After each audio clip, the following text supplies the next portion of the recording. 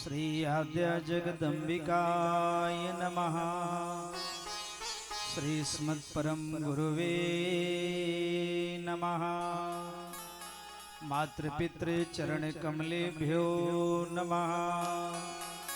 इष्ट देवताभ्यो नमः। सद्गुरु देवताभ्यो नमः।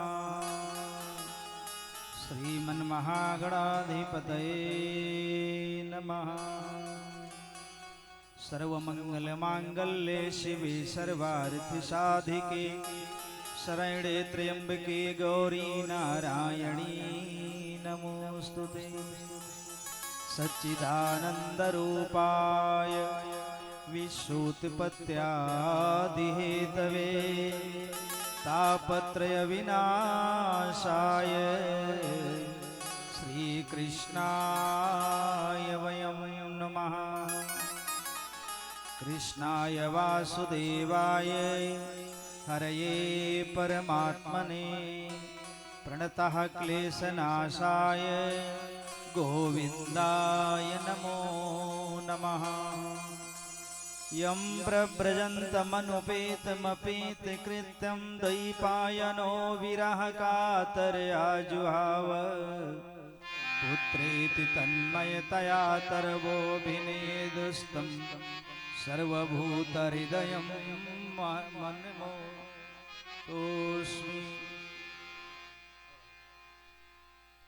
ध्येयं सदा परिभवग्नमभीष्टदोहम् तीर्थास्पदं शिवविरञ्चिनुतं शरणं भृत्यार्तिहं प्रणतपालभवाब्धिपूतं वन्दे महापुरुषते चरणारविन्दम्। बंसी विभूषितकरान्नवनीहृदाभात् पीताम्बरादरुणबिम्बफलाधरोष्ठात् पूर्णेन्दु सुंदर मुखादरविंद नेत्रात् कृष्णात् परं किमपि तत्त्वमहं न जाने। जय जय श्री राधारमण जय जय नवल किशोर जय भक्तन चित चोर प्रभु जय जय माखन चोर। मेरे प्यारे श्याम जो मेरे मन के चोर तव मुख है चंद्रमा मम मन नीत चकोर।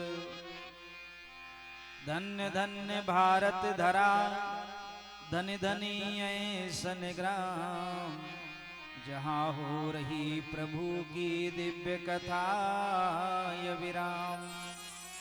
श्री राधा माधव के युगल चरणन में चितलाय श्रीमद् भागवती कथा सुनहु सुजन मन लाय। वीणा को बजाती मंद मंद मुस्कराती चारू शारदा विशारदा को प्रथम मनाऊं मैं। दूजे सिद्धिदायक विनायक गणनायक के चरण सरोज रज शीश पर चढ़ाऊं मैं। चूमि पद पदुम पुनि पुनि गिरिनंदनी के शंभु भक्तराज नटराज को फिर ध्याऊं मैं। करके अब वंदना श्री अंजना के नंदन की श्री राधे श्याम गुणगान आज अब गाऊं मैं। श्री सीताराम गुणगान आज अब गाऊं।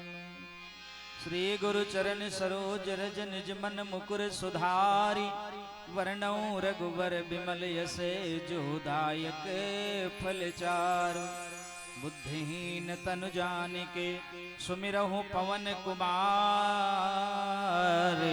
बल बुद्धि विद्या देहु मोहि हरहु कलेश विकार।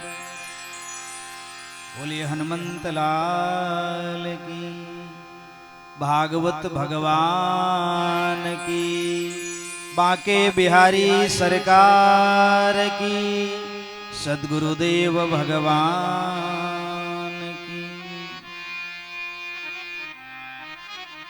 परम परात्पर अकारण करुणा वरुणालय भक्त वांछा कल्पतरु तड़ेदित विनिंदित पीतांबरधारी भगवान श्री श्याम सुंदर जी की वांगमयी शब्दमयी मूर्ति श्रीमद् भागवत की कथा, जिसका आज तृतीय दिवस है। आज भगवान और भगवान के भक्तों की बड़ी ही सुंदर मनमोहक कथा है। आइए प्रेम से मनवाणी को पवित्र करते हुए 2 बार भगवान नाम संकीर्तन करते हुए फिर कथा के क्षेत्र में प्रवेश करें। उपस्थित समस्त सज्जन वृंद का हम स्वागत अभिनंदन वंदन करते हैं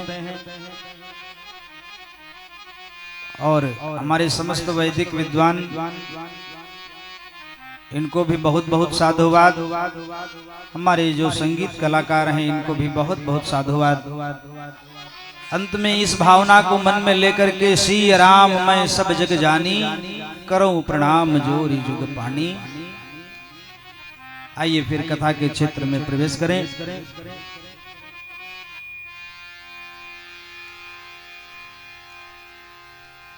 नंदलाला नंदलाला गोपाला बंसी वाला रे, नंदलाला गोपाला बंसी वाला रे,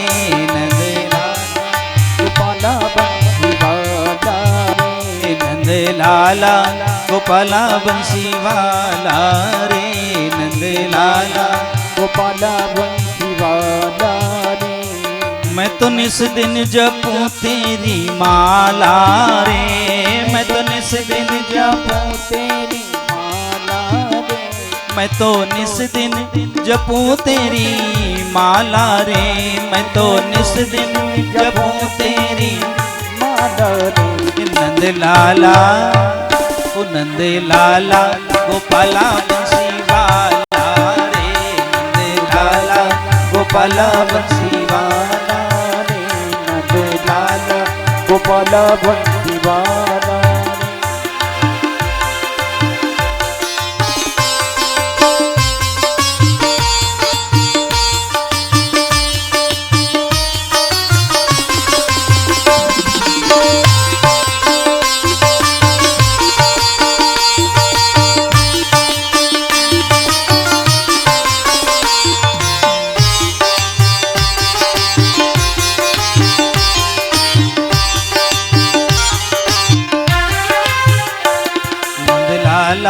गोपाला बंसी वाला रे, नंदलाला गोपाला बंसी वाला रे। मैं तो निस दिन जपूं तेरी माला रे, मैं तो निस दिन जपूं तेरी माला रे, मैं तो निस दिन जपूं तेरी माला रे, मैं तो निस दिन जपूं तेरी माला रे। नंदलाला नंदलाला गोपाला बंसी वाला रे, नंदलाला गोपाला बंसी वाला रे, नंदलाला गोपाला बंसी वाला रे।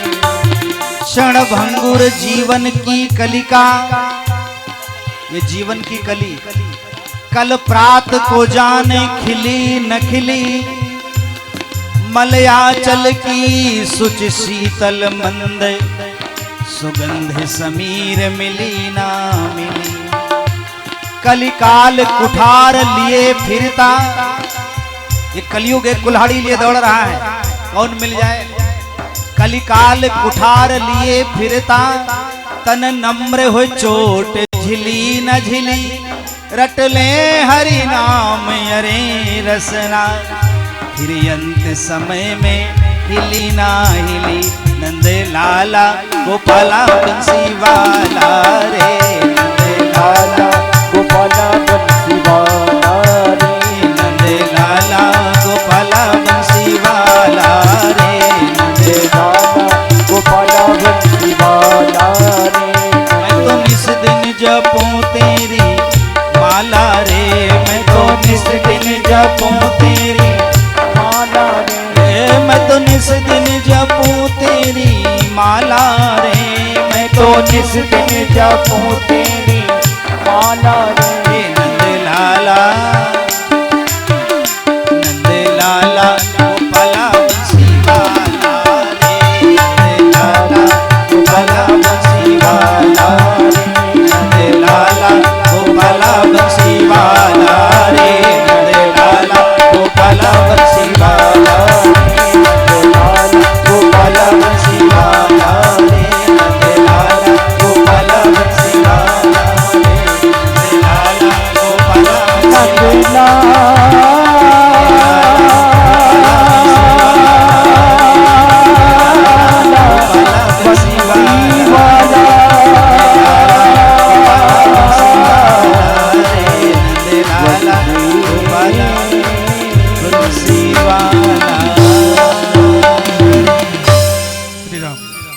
बोले राधा बिहारी सरकार की जय हो।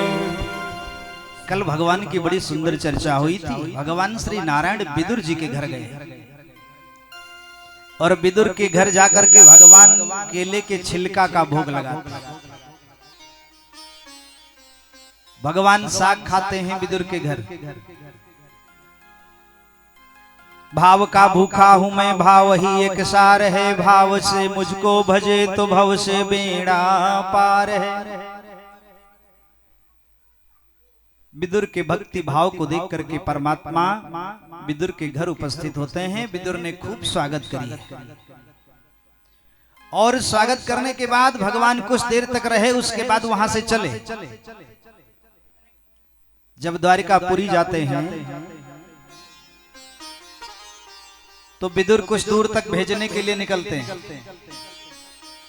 भगवान को भेज करके विदुर जी वापस लौटते हैं। रास्ते में उद्धव जी मिल जाते हैं।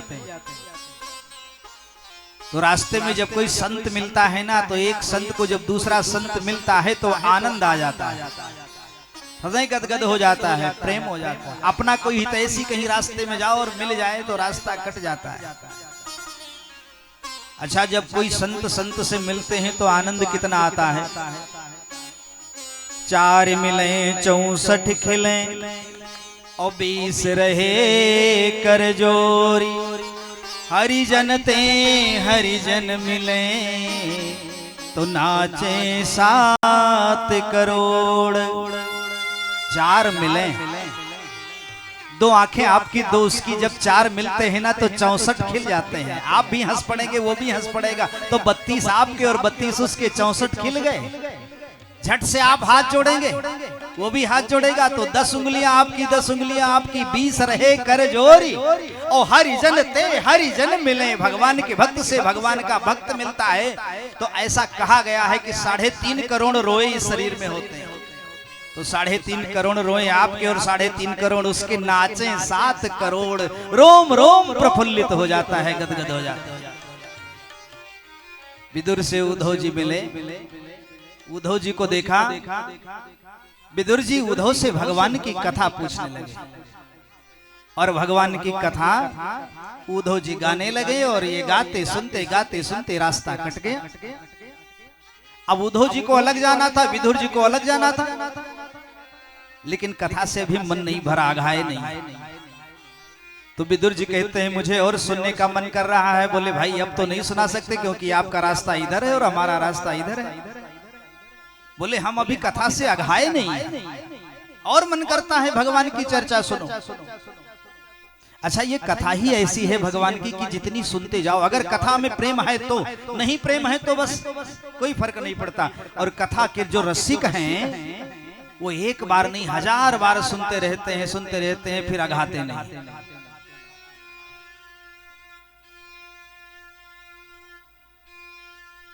ये कथा बड़ी विचित्र है, भगवान की लीला। ये भागवत कथा आज का नहीं है, हजारों लाखों वर्ष हो गया इसको। कोई बदलाव नहीं हुआ इसमें, कोई चेंजिंग नहीं हुई, कोई फर्क नहीं। आजकल हम लोग एक किस्सा सुन लेते हैं, एक बार सुन लिया, 2 बार सुन लिया, तीसरी बार कोई सुनाने, अरे हटाओ इसको, कई बार सुने, क्या वही बात बार बार कर रहे। लेकिन ये भागवत कथा कोई नहीं कहता इसको मेरे कई बार सुना है, रहने दो, इसको थोड़ा चेंज करो।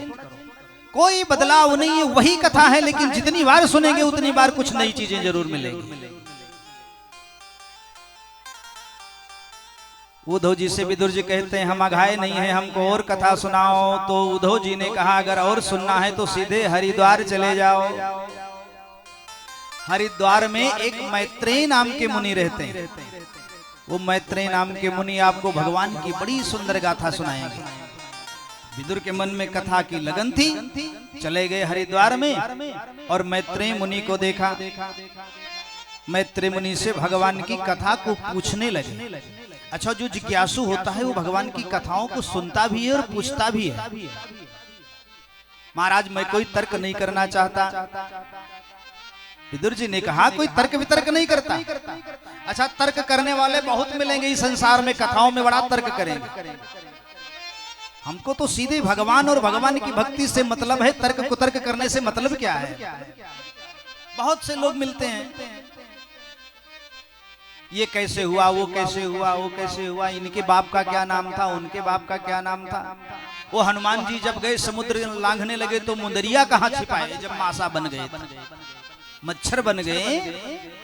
तो राम जी ने जो अंगूठी दी थी, ये अंगूठी सीता जी के सामने गिराना, तो ये अंगूठिया क्या किए, मच्छर अंगूठी कैसे पहनेगा। ऐसे बहुत तर्क वितर्क करते हैं लोग। तो हनुमान जी मच्छर थोड़ी बने थे, मच्छर की तरह छोटे बने थे, मसक समान, रूप कपिधरी, और लंक ही चले सुमेरी नरे हरि।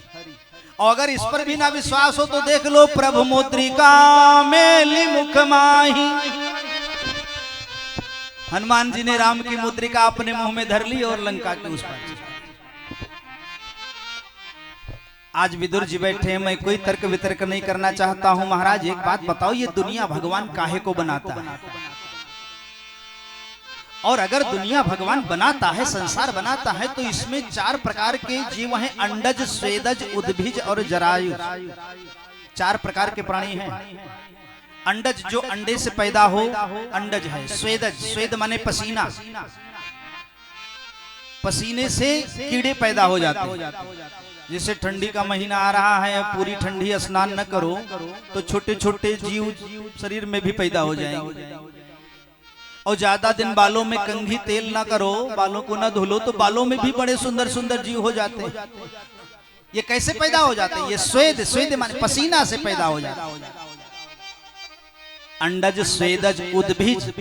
बरसात का महीना आता है, पानी बरसता है, और जो हमारे इधर उधर के जो बर्तन फूटे पड़े रहते हैं ना, उसमें पानी भर जाता है। जो गड्ढा होता है छोटे छोटे, उसमें पानी भर जाता है, और अपने आप उसमें छोटे छोटे कीड़े पैदा हो जाते हैं। ये है उद्भिज, अपने आप इनका प्रादुर्भाव हो जाता है। और हम आप जैसे लोग हैं, ये जरायुज हैं, ऐसे इनका जन्म होता है। तो 4 प्रकार के जीव होते हैं, अंडज, स्वेदज, उद्भिज और जरायुज। तो कहते हैं कि इसमें जितने भी जीव हैं इस संसार में, वो सब भगवान के हैं। तो भगवान किसी को मारने क्यों आता है और किसी को बचाने क्यों आता है? अच्छा, जो दुष्ट हैं क्या वो भगवान के नहीं हैं? वो भी तो परमात्मा की संतानें हैं। जो राक्षस हैं वो भी ईश्वर की संतान है, और जो संत हैं वो भी ईश्वर की संतान है। तो भगवान संत की रक्षा करने आते, राक्षसों को मारने आते, तो क्या ये भगवान भेद नहीं रखते हैं? ये अच्छा काम नहीं है भाई। भेद बुद्धि है परमात्मा के मन में, क्योंकि एक सब भगवान के ही हैं। तो एक बच्चे को बचाओ और एक बच्चे को थप्पड़ मारो, सब भगवान की संतान है। तो भगवान किसी को बचाता क्यों है, किसी को मारता क्यों है? तब मैत्रेय मुनि ने कहा कि भगवान कभी किसी को मारे ही नहीं।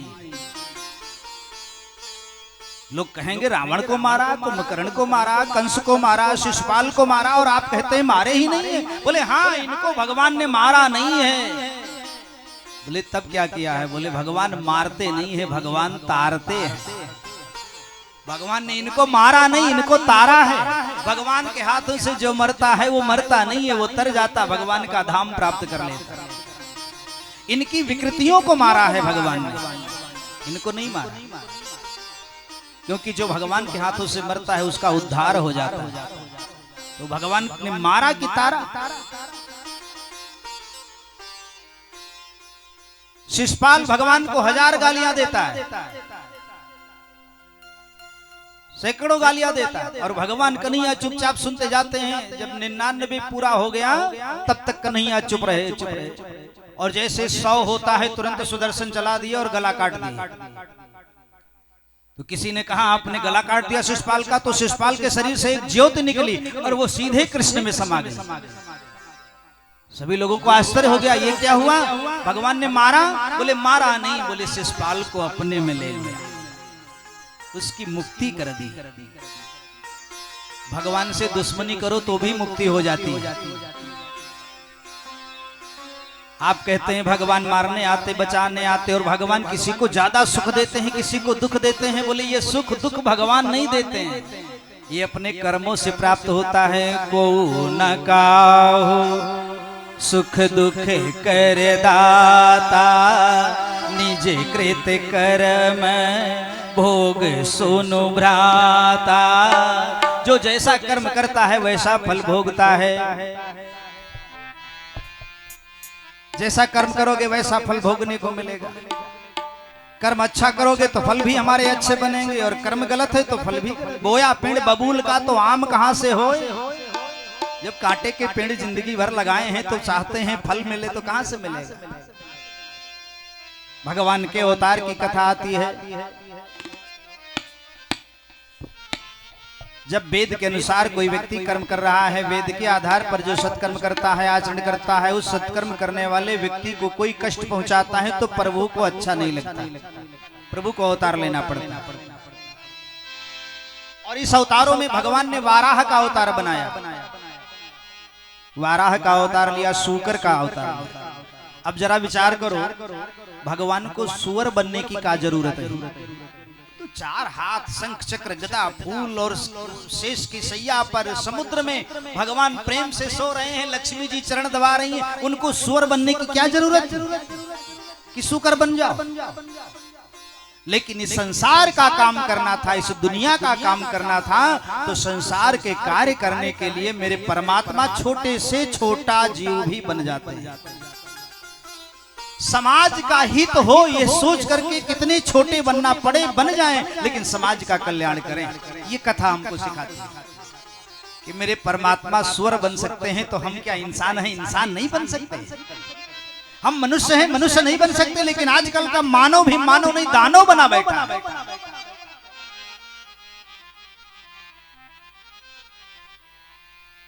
ऐसे अवतारों में भगवान का शुक्र अवतार। बोले कैसे होता है। बोले कहा कश्यप महाराज की 13 पत्नियां, जिसमें दिति सबसे बड़ी थी। दिति ने एक दिन कश्यप महाराज से कहा मुझको पुत्र चाहिए, और गोधूली की बेला में याचना करने लगी। कश्यप जी ने कहा थोड़ा समय निकल जाए, ये गोधूली बेला है। बोले नहीं नहीं मुझको पुत्र चाहिए। बहुत आग्रह करने लगी तो कश्यप जी ने कहा जाओ बेटा तो होगा, लेकिन राक्षस होगा। कुछ समय निषिद्ध है हर कार्य करने के। कब क्या करना चाहिए, कब कौन सा कार्य करें, उसके समय निर्धारित है। दिति नहीं मानी। कश्यप जी ने आशीर्वाद दिया जाओ तुझे बेटा होगा। 1000 वर्ष तक वो गर्भ में बेटा पल रहा है, और 1000 वर्ष के बाद में जुड़वा पुत्र के रूप में कश्यप और दिति के यहाँ 2 पुत्र होते हैं जुड़वा, हिरण्याक्ष और हिरण्यकश्यप। 2 बेटे का जन्म हुआ। अच्छा ये हिरण्याक्ष और हिरण्यकश्यप हैं कौन। मैत्रेय मुनि ने विदुर जी से कहा कि ये दोनों भगवान के द्वारपाल हैं, दरवाजे पर खड़े रहते हैं। बोले इनको राक्षस बनना पड़ा। बोले इनको नहीं, ये ब्राह्मण का श्राप है। अगर ब्राह्मण का श्राप लग गया तो साक्षात भगवान को भी भोगना पड़ेगा, क्योंकि परमात्मा ने ब्राह्मणों को विप्र हिमोहि रुचे निशिवासर विप्र नहीं मम चाक चताई। भगवान ब्राह्मण का बड़ा सम्मान करते हैं, और अगर विप्र का संत का श्राप हुआ तो उस श्राप को भगवान को भी झेलना पड़ता है, और उसे स्वीकार करते हैं भगवान। एक बार सनक सनंदन सनातन सनत कुमार ये चारों ऋषि बद्री नारायण क्षेत्र में तपस्या करते थे, और उसके बाद मन किया चलो वैकुंठ में भगवान का दर्शन करें। चल पड़े दर्शन करने के लिए। भगवान सो रहे थे, दरवाजे पर जय विजय खड़े थे। इन्होंने कहा अभी रुक जाओ महाराज, अंदर नहीं जाना। बोले क्या, क्यों। भगवान सो रहे हैं। तो द्वारपाल तो अपना कर्तव्य निभा रहा है। स्वामी सो रहे हैं, भी जागेंगे तो आपसे मुलाकात करवा देंगे। लेकिन सनकादि जी ने कहा कि संत के लिए भगवान के यहाँ जाने का कोई समय निर्धारित नहीं है, 24 घंटे आ सकता है। क्योंकि भगवान ने ये नियम बना रखा है कि कोई साधु हो, संत हो, ब्राह्मण हो, मेरे घर आ जाए, उसको इंतजार करने की जरूरत नहीं है। भी जागेंगे तब मिलेंगे। यही होता है ना, दरवाजे पर खड़े रहो किसी के और जाओ, बुलाओ, नौकर बाहर निकलता है, बोले मालिक थोड़ा व्यस्त हैं, बिजी हैं, थोड़ी देर के बाद आना। जय विजय ने यही कहा मेरे प्रभु सो रहे हैं, थोड़ी देर के बाद दर्शन मिलेगा। सनकादि जी ने कहा हम संत हैं और संत के लिए कोई समय निर्धारित नहीं है, हर समय वो जा सकता, लेकिन तुम द्वारपाल राक्षस की तरह मुझसे व्यवहार कर रहे हो, जाओ तुम राक्षस बन जाओ। सनकादि ने श्राप दे दिया। अच्छा सनकादि ने श्राप क्यों दिया, क्योंकि क्रोध आ गया सनकादि को। और क्रोध पाप का मूल है। क्रोध हमारी तपस्या को नष्ट कर देता है। हम भजन तो कम करते हैं, लेकिन रात दिन आंखें लाल किए घर में जो किसी से कोई गड़बड़ी हो गई तो फिर क्रोध में जलते रहते। क्रोध से पाप की जड़ है क्रोध।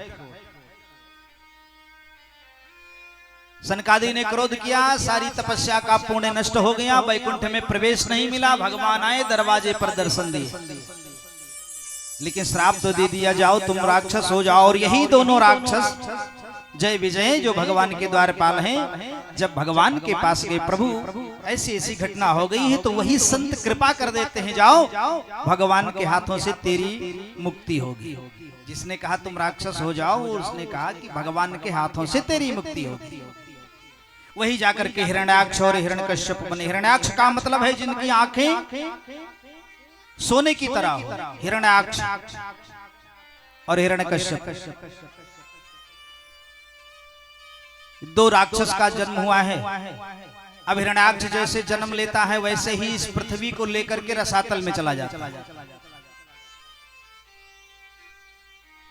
रसातल में लेकर के भगवान सृष्टि करते हैं। ब्रह्मा जी बैठे हैं, उनको सृष्टि करने का आदेश मिला है, सृष्टि किए हैं।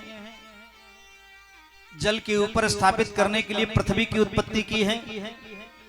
पृथ्वी को जल के ऊपर हम रखेंगे, उसके बाद हम मानवीय सृष्टि का विस्तार करेंगे। जैसे ही पृथ्वी की उत्पत्ति करी, बस राक्षस आकर के पृथ्वी लेकर के चला गया। सारे संसार में जल ही जल भरा है। अब ब्रह्मा जी ने सोचा कि मैं सृष्टि कैसे करूं, ये तो बड़ी समस्या है। इतने में भगवान की याद करी और भगवान नारायण का जैसे स्मरण होता है, भगवान की कृपा होती है। ब्रह्मा को एक छींक आया और ब्रह्मा की नासिका से एक सूकर के रूप में भगवान का प्राकट्य हो गया। वराह भगवान का आगमन हो गया। बोलिए वराह भगवान की जय हो। सूकर के रूप में मेरे प्रभु का प्राकट्य होता है। सीधे गए, गुरगुराहट की आवाज करते हुए रसातल, और वहां से उस पृथ्वी को लेकर के भगवान अपने दाढ़ों पर रखा। हिरण्याक्ष मिला, हिरण्याक्ष का वध कर दिया और पृथ्वी को लेकर के बाहर निकले। हिरण्याक्ष का हनन करने के बाद जब पृथ्वी को लेकर के बाहर निकलते हैं, तो पृथ्वी के मन में थोड़ा घमंड हो गया। पृथ्वी के मन में थोड़ा अभिमान हो गया कि देखो, मेरे लिए भगवान का काम मेरे बिना नहीं चला और हमको रसातल से लाने के लिए भगवान को सूकर बनना पड़ा।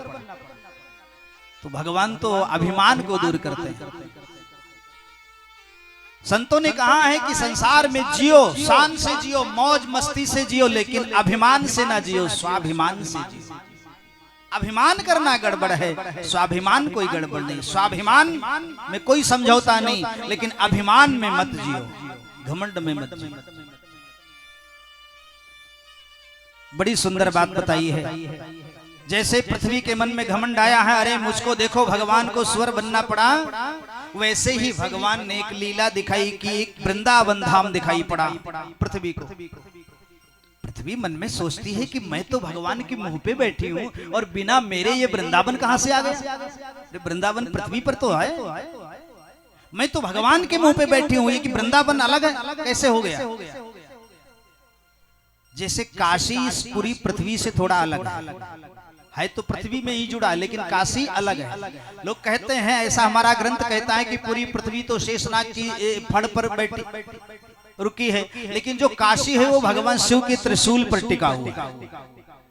इसीलिए तो जब हरिश्चंद्र ने पूरी अयोध्या का दान कर दिया तो रहे कहां? तो काशी अयोध्या से, पृथ्वी से अलग है, इसलिए जाकर के काशी में बिके कि पूरी पृथ्वी तो मैंने दान कर दिया, आप जो दान की हुई वस्तु को ग्रहण करना ठीक नहीं है तो काशी में चले गए, ये पृथ्वी से अलग है। ऐसे ही वृंदावन धाम जो है वो पृथ्वी से बिल्कुल अलग। अच्छा, ये वृंदावन है क्या? जितने हैं ये सब तीर्थ हैं। जो प्रयाग है ना वो तीर्थों का राजा है, और पुष्कर है वो तीर्थों का गुरु है। एक बार, और ये जितने तीर्थ हैं ये सारे तीर्थ इकट्ठा होकर के और एक बार प्रयागराज को कर देते हैं, लगान देते हैं। लेकिन छोटा सा वृंदावन कभी लगान देने नहीं आया, कर नहीं देता। तो तीर्थराज प्रयाग ने ब्रह्मा के सभा में एक पंचायत बुलवाया कि छोटे से वृंदावन से मेरा अपमान करवाना था तो फिर तीर्थों का राजा क्यों बनाया। तब मेरे कन्हैया ने कहा, प्रयाग तुझे तीर्थों का राजा बनाया है, अपने घर का राजा थोड़ी बनाया है। और वृंदावन तीर्थ नहीं, वृंदावन मेरा निज निवास स्थान है, मेरा घर है। इसीलिए तो वृंदावन में भगवान की भक्ति कूट कूट के भरी है। वृंदावन सावन नहीं नंदगाम सो ग्राम, बंसी वट सावट नहीं कृष्ण नाम सो नाम। ये वृंदावन कितना सुंदर है। संत लोग इस वृंदावन में जाया करते हैं ना, और कहा करते हैं धन धन वृंदावने राजधानी, धर्म कर्म जहां बटत जेवरी, मुक्ति भरे जहां पानी। धनी धनी वृंदावने राजधानी। किसी ने मीरा से पूछा तुम्हें कौन सा तीर्थ ज्यादा अच्छा लगता है। मीरा ने कहा और कोई नहीं अच्छा लगता है। आलीरी मोहे लागे वृंदावननी को, ये वृंदावन हमको बहुत अच्छा लगता है। अच्छा, वृंदावन में क्या है? बोले वृंदावन में क्या नहीं है, भगवान की भक्ति तो कूट कूट करके वृंदावन में भरी हुई है। ऐसा वृंदावन धाम। संत लोग सब वृंदावन में जाने का प्रयास करते हैं। एक बार वृंदावन में, अच्छा एक बात और है, ये तीर्थ क्या है, तीर्थों में हम लोग जाते हैं रहते हैं तो बड़ा आनंद आता है, वहां से आने का मन नहीं करता। और जब ज्यादा दिन बीत जाता है ना, तो जब जेब की तरफ दृष्टि जाती है तब कहते हैं अब चलो, अब कुछ नहीं बचा है, केवल किराया भाड़ा बचा है, अब ज्यादा रहना ठीक नहीं। लेकिन वैसे आने का मन नहीं करता। क्यों नहीं आने का मन करता? क्योंकि घर में जो है, हम जब घर से अपने व्याकुल होते हैं, ये लोभ मोह और पूरे परिवार में रहते हुए जब हमारा मन थोड़ा विचलित होता है, व्याकुल होता है ना, तो संत लोग कहते हैं तीर्थ चले जाओ। क्यों चले जाओ? क्योंकि ये तीर्थ है सर्विस सेंटर, सर्विस स्टेशन है। जैसे गाड़ी हम एजेंसी से लेकर के आए, 1 महीना 2 महीना चलाया, 1000-2000 किलोमीटर, उसके बाद उसको सर्विस करवानी पड़ेगी, नहीं तो फिर गड़बड़ हो जाए। और सर्विस करवा के लाए, फिर 2 महीने चलाए, फिर सर्विस करवाए। ऐसे ही हमारा घर जो है, इसमें जब हम गृहस्थी की गाड़ी जब चलाते हैं तो गाड़ी चलाते चलाते चलाते चलाते उसमें जंग लग जाता है, उसके पुर्जे घिस जाते हैं, मन व्यथित हो जाता है, व्याकुल हो जाता है। तब व्यक्ति कहता है चलो किसी तीर्थ में घुमाए, थोड़ा मूड फ्रेश हो जाए। तीर्थ में गए तो वहां गंगा स्नान किया, यमुना स्नान किया, सरयू स्नान किया, संतों का दर्शन किया, सत्संग प्रवचन सुना, मन फ्रेश हो गया। और फिर आए, फिर 2-4 महीना गृहस्थी चला, उसके बाद फिर तीर्थ चले गए। तो तीर्थ हमारे इस जीवन के सर्विस सेंटर। तीर्थ जाना चाहिए, लेकिन तीर्थ में टिकना नहीं चाहिए। जाओ 2-4-10 दिन रहो, उसके बाद फिर चले आओ अपनी गृहस्थी को चलाने के लिए। ये पूरे संसार के लोग तीर्थ में ही रुक जाएंगे तब फिर तीर्थ तो गड़बड़। और यही हाल होता है जब गृहस्थियों ने तीर्थ स्थान को पिकनिक पार्ट बना दिया तो प्रलय आने लगा। भगवान ने कहा मेरा घर भी नहीं छोड़ा। अरे इतनी दूर पहाड़ पे आके बसा हूँ केदारनाथ में, और यहाँ भी आकर के तुम 2 प्राणी आकर पिकनिक बनाते हो। ये तो तीर्थ स्थल है ना, यहाँ भजन और तपस्या करने आना चाहिए। आ गया प्रलय और हजारों बह गए, लाखों बह गए। प्रकृति से छेड़खानी नहीं करनी चाहिए। प्रकृति जब दंड देती है तो पूरे समाज को बराबर दंड मिलता है। तो ये जो तीर्थ स्थान है वो पिकनिक स्पॉट नहीं है, पिकनिक स्पॉट, वहां तो केवल तीर्थ स्थान है, जाना चाहिए। तो 4-10 दिन रहो, चले। अच्छा आइए हम लोग भी चले। यहाँ सबसे नजदीक में है वृंदावन, यहाँ से तो नजदीक पड़ता होगा, बहुत दूर नहीं होगा। अच्छा तो शरीर को यहीं रखें और मन को लेकर के चलें वृंदावन। चलेंगे? कौन कौन चलेगा? वो देखो भाई सुभाष भाई पहले हाथ उठा दिए। अच्छा एक बात बताऊं, कल जो मैंने चर्चा करी थी कि कौन पीता है ना 100 वाली, 200 वाली, 500 वाली, आज अभी थोड़ी देर पहले सुभाष भाई हमसे चुपचाप पूछने लगे ये 100, 200, 500, 1000, 1200 वाली आप बताने लगे, क्या आप भी तो नहीं? हमने कहा क्या बात कर रहे हैं भाई? बोले आप जानते कैसे हैं 100, 200, 1000, 500 वाली? बोले भाई सब लोग बखान करते इसलिए हम भी जान गए। बोलिए बाके बिहारी सरकार की जय हो। लेकिन किसी चीज को छिपाना नहीं चाहिए। पहले हाथ उठा दिया, हाँ हम ये गलत काम करते हैं, जो गलती को स्वीकार कर ले। आइए हम सब लोग अपने मन को वृंदावन की तरफ लेकर के चलते हैं। शरीर को यहीं रहने दें और मन को लेकर के वृंदावन। वृंदावन जाऊंगी सखी, वृंदावन जाऊंगी, वृंदावन जाऊंगी सकीना लौट के आऊंगी। मेरे उठे बिरह में पीर सखी, वृंदावन जाऊंगी। मेरे उठे बिरह में पीर सखी, वृंदावन जाऊंगी। मेरे उठे बिरह की पीर सखी, वृंदावन जाऊंगी। वृंदावन जाऊंगी सकीना लौट के आऊंगी। वृंदावन जाऊंगी सखीना लौट के आऊंगी।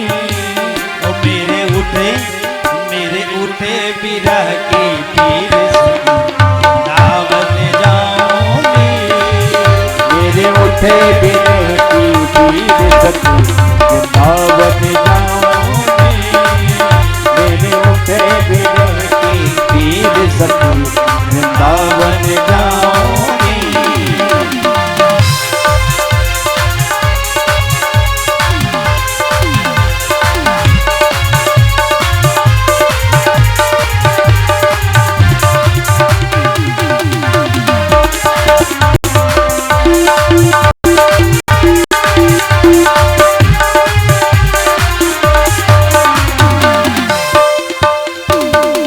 छोड़ दिया मैंने भोजन पानी श्याम की याद में।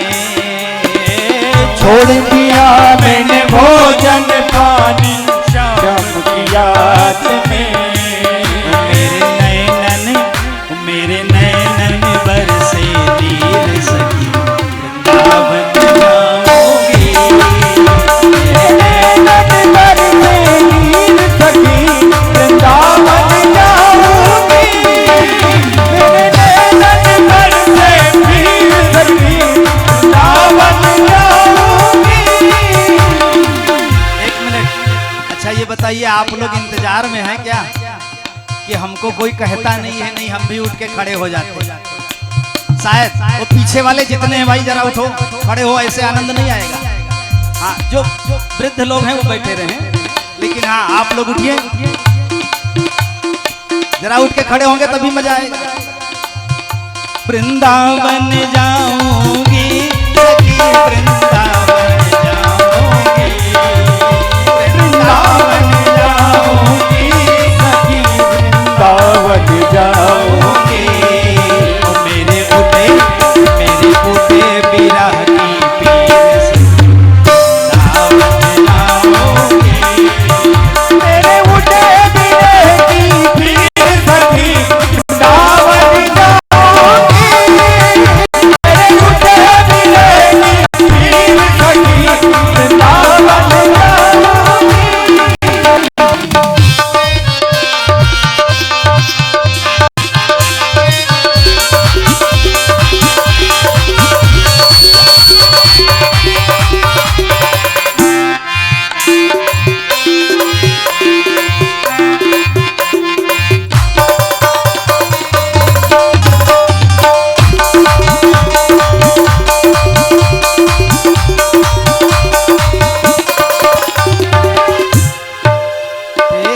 श्याम सलोनी सूरत पे दीवानी हो गई। श्याम सलोनी सूरत पे दीवानी हो गई। अब कैसे धारूं नीर सखी, वृंदावन जाऊंगी।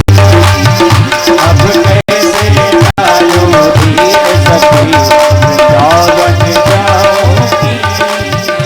वृंदावन जाऊंगी।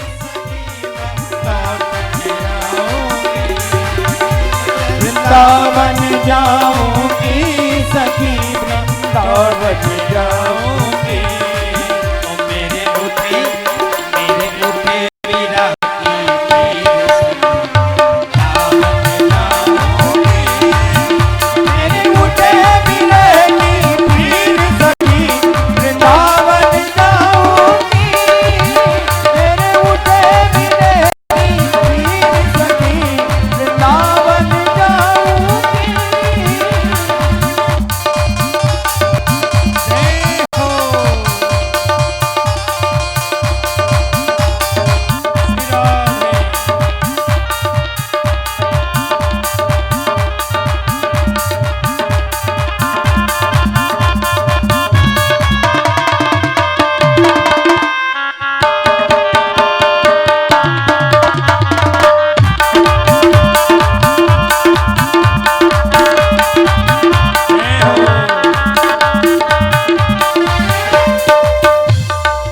इस दुनिया के रिश्ते नाते सारे तोड़ दिए। इस दुनिया के रिश्ते नाते सारे तोड़ दिए। और तुझे कैसे दिखाऊं दिल चीर सकी वृंदावन जाऊंगी।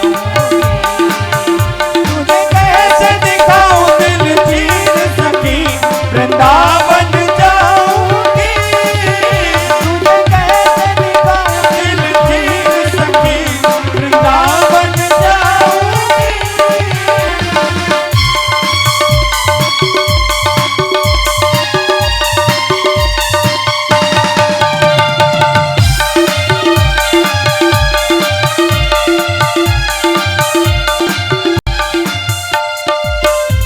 मैंने ओढ़ी चुनरिया तेरी पिया पिया पिया।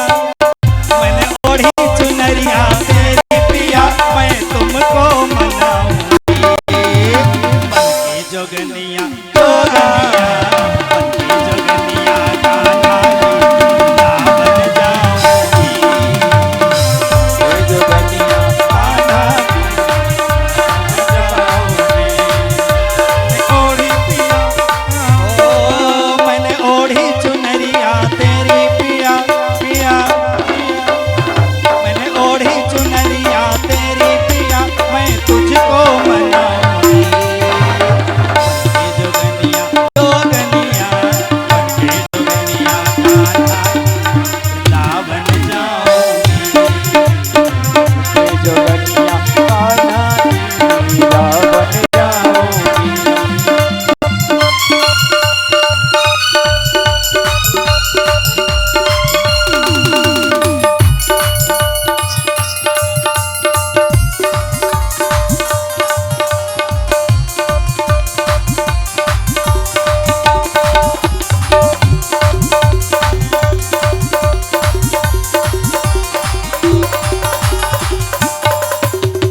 जमुना किनारे कुटिया बनाओ जमुना किनारे कुटिया बनाओ राधे राधे निस दिन गाओ राधे राधे निस दिन गाओ।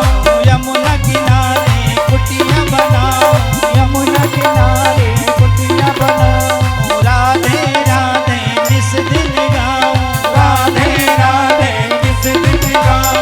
आवे जहाँ से मेरा पिया पिया पिया आवे जहाँ से मेरा पिया मैं पल के बिछाऊंगी। बनके जोगनिया जोगनिया बनके जोगनिया कान्हा वृंदावन जाऊंगी। बनके जोगनिया कान्हा वृंदावन जाऊंगी। जोगनिया कान्हा वृंदावन जाऊंगी। बनके जोगनिया कान्हा की वृंदावन जाऊंगी। ये वृंदावन कोई साधारण तीर्थ नहीं है। वृंदावन तो भगवान का निज निवास स्थान है। तो मेरे भगवान ने कहा मैंने तीर्थों का राजा बनाया है, अपने वृंदावन का अपने घर का राजा थोड़ी बनाया। ऐसे भगवान की बड़ी सुंदर लीला होती है। भगवान लेकर के जाते हैं, पृथ्वी को जल के ऊपर स्थापित कर देते हैं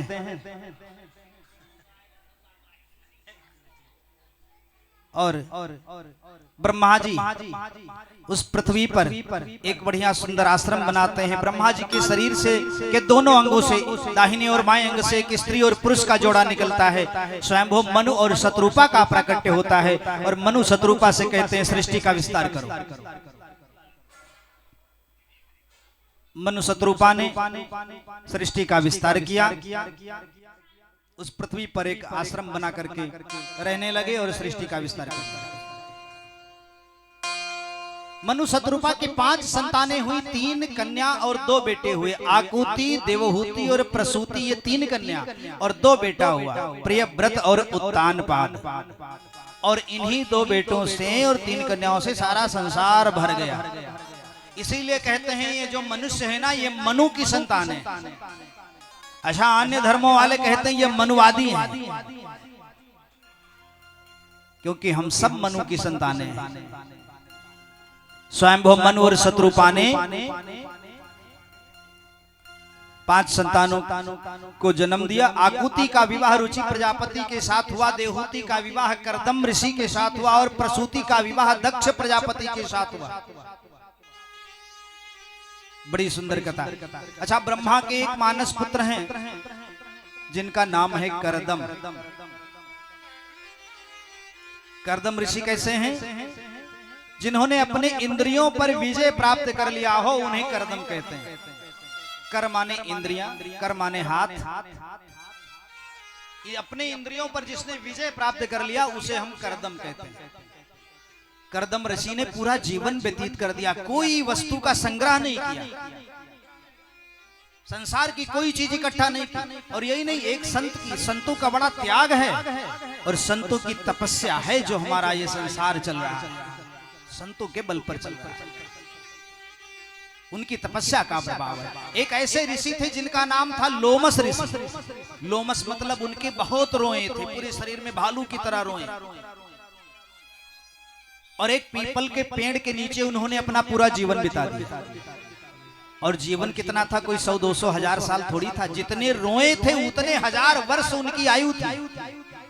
अब जरा विचार करो, भालू की तरह पूरे शरीर में रोए हो जाएं और जितने रोए उतने 1000 वर्ष उनकी आयु, तो कितने दिन जीते रहे होंगे।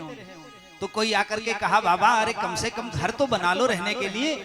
तो इतने 1000 वर्ष उनकी आयु। फिर वो कहते हैं अरे क्षण भंगुर ये जीवन है क्या, इसके लिए घर बनाओ, ऐसे ही कट जाएगा। आप जरा विचार करो, शरीर में इतने रोए और जितने रोए उतने 1000 वर्ष उनका जीवन, और फिर कहते हैं थोड़ा सा जीवन है क्या, इसमें हम घर मकान बना।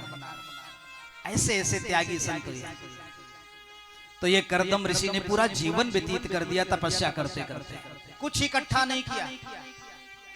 जंगल में एक छोटी सी झोपड़ी बनाई, एक पत्थर का चट्टान, उसी पर बैठ करके, बगल में नदी, पानी की जरूरत पड़ती पानी पी लेते, बैठ जाते और तपस्या करते, भगवान का भजन करते करते शरीर क्षीण हो जाता, मांस सब चींटी कीड़े मकोड़े खा जाते, अस्थि मात्र हो ही रहे शरीरा, शरीर में केवल हड्डियां हड्डियां बचती थी। इतने ऐसी ऐसी तपस्या संतों ने की, केवल हड्डियां बचे और उन हड्डियों में से भगवान का नाम निकले। ओम।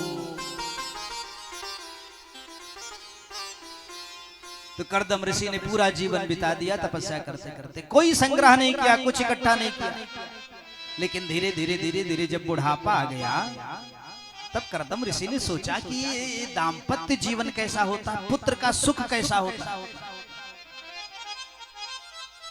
देखो ये माया भगवान की कब जकड़ ले कुछ पता नहीं। परमात्मा की माया है, ये माया कब पकड़ ले कुछ पता नहीं। पूरा जीवन बीत गया, जवानी बीत गई भजन करते करते, लेकिन जब बुढ़ापा आ गया, सर लुढ़कने लगा, अंग गलने लगा, तब मन में विचार आया ये बेटे का सुख कैसा होता है। और फिर से समाधि लगा ली, तपस्या करने लगे, जरा गृहस्थी का सुख मिले, अनुभव मिले। लेकिन अब बुढ़ापे में कैसे कह दें ब्याह करवाए दो।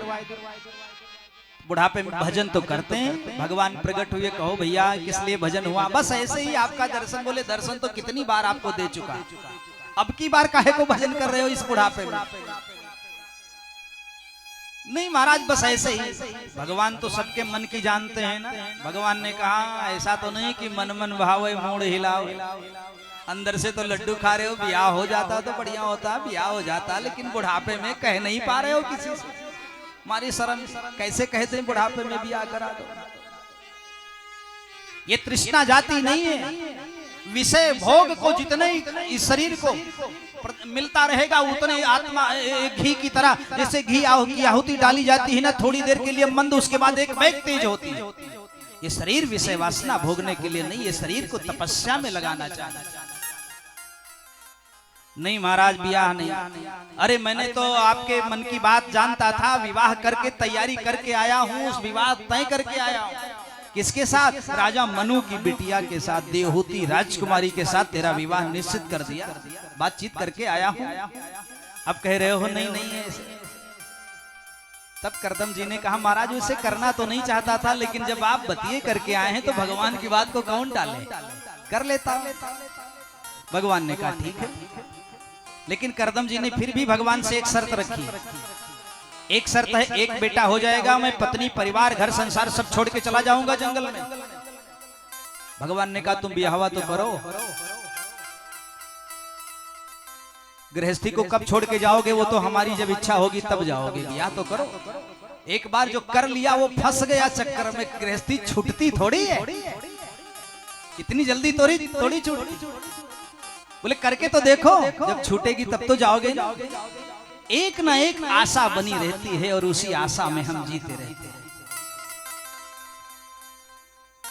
शादी विवाह कर लिया, घर बनाना है, संपत्ति इकट्ठा करनी है, बेटे बेटी जन्मेंगे उनका उत्सव करना है। बोले अब तो फुर्सत करो, बेटवा भी हो गया, बिटिया भी हो गई, अरे अभी शादी करना है, शादी कर लिए। बोले अब तो आ जाओ भगवान की शरण में। अभी नहीं, अभी थोड़ा काम और बाकी है। क्या? अरे बेटा बेटी का विवाह कर देते और कम से कम नाती पोते का दर्शन तो कर लेते, तब भजन में जाते। नाती पोते का दर्शन हो गया, बोले अब चलो भजन में। बोले क्या करें, ये छोटे से ललुआ का मुख देखे बिना चैन नहीं आता है, थोड़ा बड़ा हो जाए फिर चलेंगे भजन करने। बड़ा हो गया, बोले अब तो इसकी शादी कर लें। आशा बढ़ती रहती है, आशा में सब दिन गया, आशा में गई रात। करदम ऋषि ने कहा बस एक बेटा हो जाएगा, गृहस्थी छोड़ के चला जाऊंगा। कहा महाराज करो तो शादी। अब राजा मनु की बिटिया देवहूति का शादी किसके साथ होता है? एक ऐसे संत के साथ होता है जिसके पास संसार की कोई सुख सुविधा नहीं है, भौतिक सुख सुविधा से वंचित हैं वो। ऐसे बैरागी संत के साथ एक राजकुमारी का विवाह होता है। जरा ध्यान दीजिएगा, आजकल का जमाना होता तो कोई लड़की जाएगी? इसके घर में ना हीटर है, ना मीटर है, ना लीटर है, हम कैसे जाएंगे? ना मकान है, ना दुकान है, कहाँ जाएंगे? झोपड़ी में थोड़ी रहेंगे। आजकल तो बिटिया अपने आप शादी तय कर लेती है, बाप को बाद में पता चलता। कितना जमाना बदल गया है। माँ बाप जिस बेटे के साथ बेटी का हाथ पकड़ा देते थे पूरा जीवन बीत जाता था, और आजकल का विवाह जो स्वयं चयन होता है। कॉलेज की दोस्ती में बिटिया ने शादी तय कर ली, 2 4 10 महीने साल 2 साल में टूट गई। ध्यान देना चाहिए उन बच्चों को कि मेरे माँ बाप मेरे लिए कोई बुरा नहीं करेंगे, जो ढूंढेंगे अच्छा ही ढूंढेंगे। इसलिए माँ बाप के सम्मान को रखते हुए अपना विवाह। 4 दिन की चकाचौंध जिंदगी में वो अपने माँ को भूल जाती है, बिटिया अपने बाप को भूल जाती है, उनकी इज्जत, उनके मान, उनके सम्मान को भूल जाती है, और 2 दिन की दोस्ती करके उस लड़के के साथ चली जाती है। यही संस्कार है हमारा। संस्कार देना चाहिए। बिटिया तो ऐसी होनी चाहिए कि ऐसे कर्म करे जीवन में कि माँ बाप का सर नीचे न होने पाए। माँ बाप भी समाज में सर उठा करके जिए कि मेरी भी एक बिटिया है। बिटिया 2 कुलों को तारने वाली होती है, एक ससुराल का कुल और एक मायके का कुल। ससुराल के वालों ससुराल में पहुंच करके ऐसा कर्म करेगी कि ससुराल वाले भी सर ऊंचा करके जिएंगे, अरे एक बहू आई है, बहू नहीं वो तो लक्ष्मी है। और मायके वाले भी जब बाबूजी को पता लगेगा अरे आपकी बिटिया तो बहुत सेवा करती, तो बाबूजी का हृदय गदगद हो जाएगा। ऐसा संस्कार अपनी बिटिया को देना चाहिए। लेकिन हम लोगों ने क्या किया है, कोई संस्कार नहीं।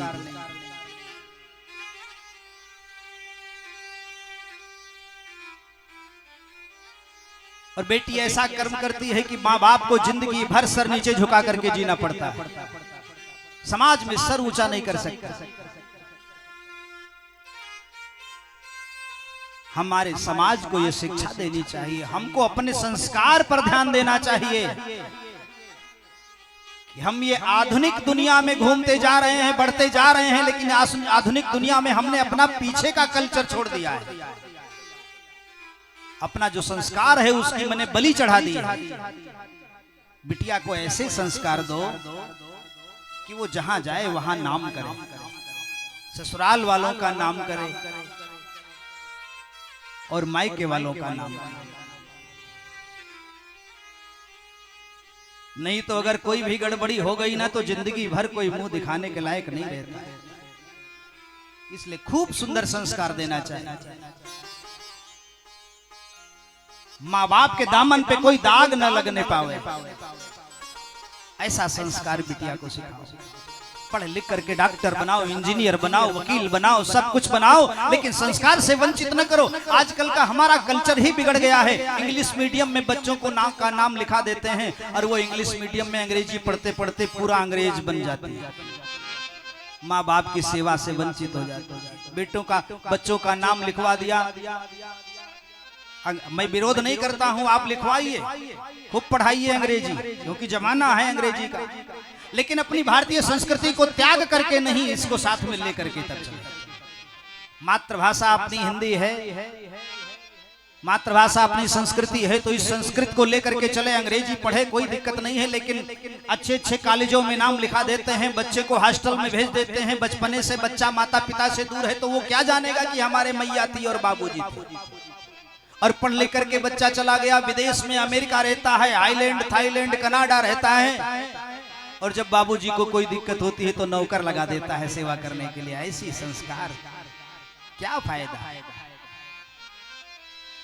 पढ़ लिख करके खूब बड़ा बनाओ, लेकिन कम से कम सेवा करना सिखाओ, माँ बाप की सेवा करें। आजकल के जमाने में, आजकल 10-20 साल पहले कोई वृद्धाश्रम नहीं था, और जितने जमाना आगे बढ़ता जाता है, पढ़ते जाते हैं, ज्ञानी लोग होते जाते, उतने वृद्धाश्रम बढ़ता जाता है। क्यों? क्योंकि बेटा पढ़ लग करके इतना वीआईपी बन गया कि वो माँ बाप की सेवा करना नहीं जानता और न चाहता है। इन बूढ़े को कौन पाले, उनको लेकर के वृद्धाश्रम में झोंक देता है। मैंने देखा है, कहना तो नहीं चाहिए, क्योंकि कोई अच्छा कर्म करो तो उसको बांटना नहीं चाहिए, उससे पुण्य कम हो जाता है। लेकिन हम कभी साल में 1-2 बार वृद्धाश्रम जाते हैं। क्यों जाते हैं? क्योंकि ये कथा भागवत होती है, इसमें तमाम सर सामान सब आता है, तो उसको हम क्या करेंगे, तो सब इकट्ठा करते रहते हैं। और साल में 1-2 बार कोई पर्व होता है, जैसे मकर संक्रांति हुई, दीपावली हुई, तो हम वृद्धाश्रम जाते हैं और वहां लोगों को वस्त्र, बिस्कुट आदि जो कुछ हो सकता है टूटे फूटे अपनी व्यवस्था में हम उनको देते रहते। एक बार मैं गया और एक बूढ़ी माँ को देखा। बूढ़ी माँ को वो माँ इतनी ऐसे दिखाई पड़ता था, ऐसे लगता था कि बहुत बड़े घराने की है। और उसको जब हम कपड़े देने लगे तो उसकी आंखों में आंसू आ गया। हम बिस्कुट बांटने लगे तो उसकी आंखों में आंसू आ गया, रोने लगी। उसने कहा मेरे 4 बेटे हैं, चारों विदेश में रहते हैं, करोड़ों की संपत्ति है, लेकिन मैंने कहा आपकी स्थिति ऐसे क्यों हो गई? बेटा सुनता नहीं। 4 साल हो गए बेटे को विदेश से आया नहीं। और वो बूढ़ी माँ, जब ऐसी स्थिति हमको दिखाई पड़ती है ना, तो हृदय दहल जाता है, विदीर्ण हो जाता है। क्या समाज है, क्या सीख रहा है, कितना सीख गया, कितना आगे बढ़ गया कि अपने पीछे के कल्चर को भूल गया, अपनी भारतीय संस्कृति को, माँ बाप की सेवा करना भूल गया। ये सब चीजें सिखानी चाहिए।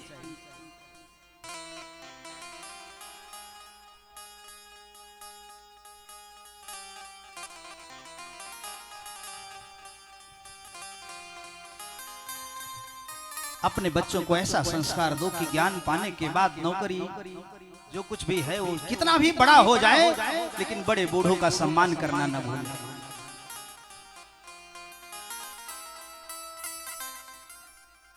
देवहूति मैया का विवाह करदम ऋषि के साथ हुआ। देवहूति एक राजकुमारी है और करदम ऋषि एक साधु हैं, एक संत हैं, जिनके पास जीवन की कोई भौतिक सुख सुविधा नहीं है, कुछ नहीं है, केवल भजन है। ऐसे बाबा के साथ देवहूति का विवाह हो गया। देवहूति दुल्हन बनकर के डोली में सज करके जब आई तो घर में कोई था नहीं जो बहू को लेकर के बैठे।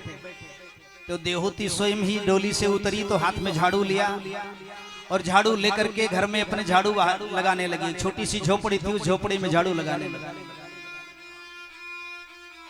झाड़ू लगाते हुए देखा तो जमीन में हजारों बिल हैं, किसी में सांप बैठा, किसी में मेढक बैठा, किसी में चूहा बैठा। तो दौड़ के आई करदम ऋषि से पूछने लगी, ये क्या है आपका घर, इसमें तो सांप बिच्छू आदि बैठे हैं। बोले ये सब इसको अपना ही समझते हैं। अच्छा। और जब ऊपर देखा तो कई साल हो गए थे झोपड़ी में कोई गया नहीं था, क्योंकि जीवन भर तो तपस्या करते में बीत गया।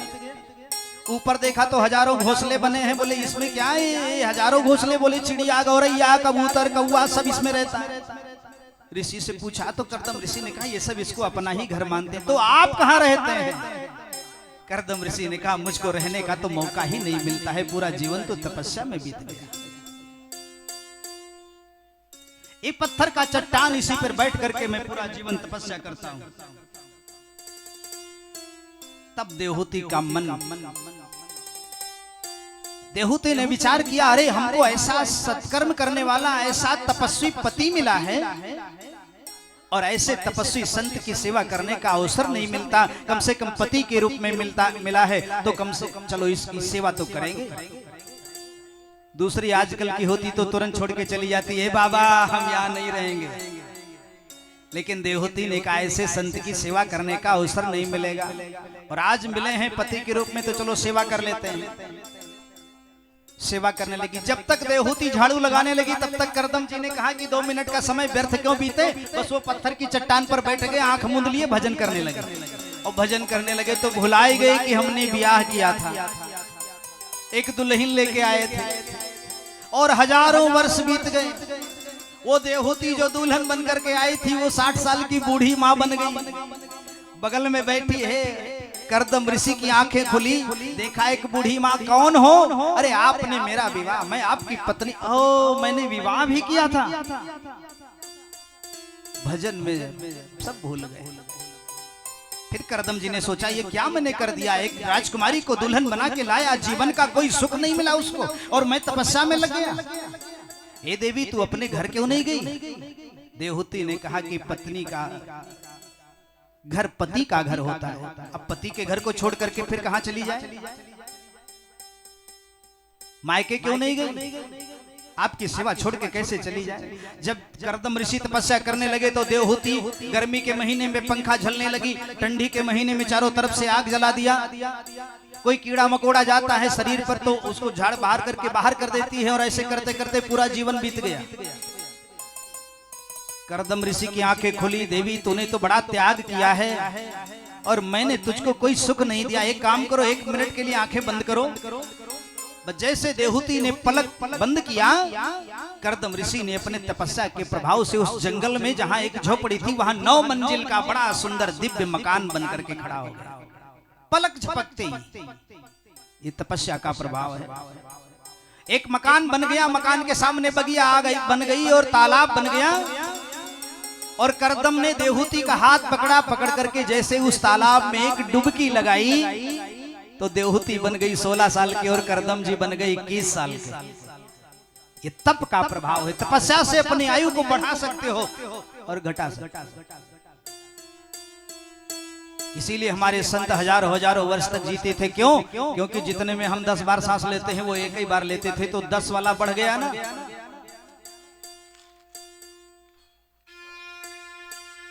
देहूती 16 साल की, करदम जी 21 साल के, और विहार करने लगे 9 मंजिल के मकान में रहने लगे। संकल्प किया था, भगवान से कहा था एक बेटा हो जाएगा, गृहस्थी छोड़ के चला जाऊंगा। यहाँ 1 बिटिया, 2 बिटिया, 3 बिटिया, 4 बिटिया, 5 बिटिया, 6 बिटिया, 7 बिटिया, 8 बिटिया, 9 बिटिया हो गई। व्याकुल नहीं होना चाहिए, भगवान की कृपा है। करदम देहूती के घर 9 बिटिया हो गई। अब 10वें में बेटे के चिंतन करने लगे। समय आ रहा है, बेटे का चिंतन करने लगे। बेटा, एक बेटा हो जाएगा, गृहस्थी छोड़ दूंगा। लेकिन घर में तो 9 बिटिया आ गई। अब बेटा हो जाए तब तो गृहस्थी छोड़े। भगवान ने कहा बेटवा को पहले नहीं, सबसे बाद में भेजेंगे, पहले तो बिटिया को भेजो। ये बिटिया कौन है? ये कोई बिटिया नहीं है, ये साक्षात भक्ति देवी है।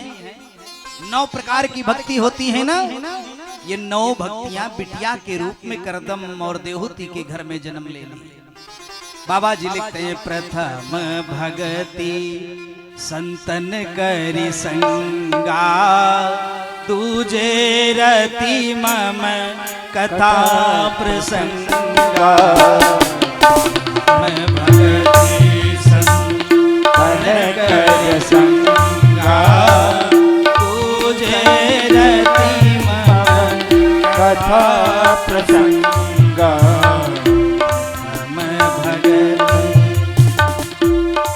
राम जी ने सबरी को ये 9धा भक्ति का उपदेश दिया है। 9 प्रकार की भक्ति। गुरुपद पंकज सेवा, तीसरी भगति अमान, और चौथी भगति मम गुण गण करहि कपट तजिगान। मंत्र जाप मम दृढ़ विश्वासा, पंचम भगति सो वेद प्रकाशा।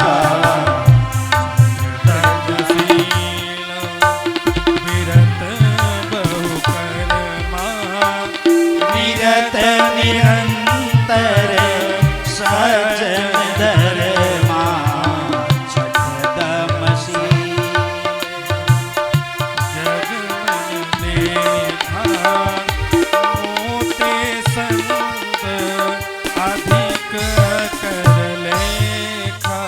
सातव सम मोहि में जग देखा, मोरे संत अधिक कर लेखा। संत अधिक कर लेखा। आठम यथा लाभ संतोषा, सपने हो नहीं देखे पर दोषा। सपने हो नहीं देखे पर दोषा। नवम सरल सब छन छलहीना, मम भरोस ही हरस नदीना। मम भरोस ही हरस नदीना। नव महुए कहूँ जिनके होई, नारी पुरुष सचराचर सोई। दर्शन फल परम अनुपा, जीव पाई निज सहज स्वरूपा। प्रथम भगति संतन कर संगा, दूजे रति मम कथा प्रसंगा।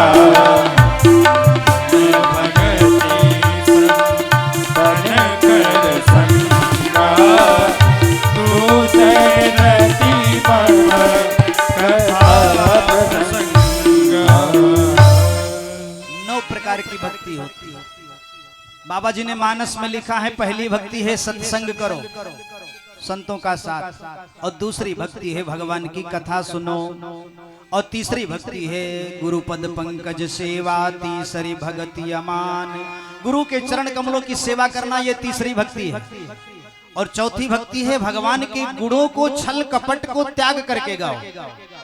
चौथी भक्ति मम गुण गण करहि कपट तजिगान। पांचवी भक्ति क्या है? जो गुरु जी ने मंत्र दिया है उस मंत्र को दृढ़ विश्वास, मंत्र जाप मम दृढ़ विश्वास। पंचम भगति सो वेद प्रकाश। जो भगवान के नाम है, मंत्र हैं, उनको दृढ़ विश्वास करके जाप करो। छठवीं भक्ति बड़ी सुंदर बताई है, छठ दमशील विरति बहु कर्मा। ये बहुत से कर्मों में ना विरत होकर के निरत निरंतर सज्जन धर्मा। सत्पुरुषों के मार्ग पर चलो, सत्पुरुषों के, संतों के मार्ग का अनुसरण करो। और बड़ी सुंदर बात बताई है, सातवां सम महिमय जग देखा।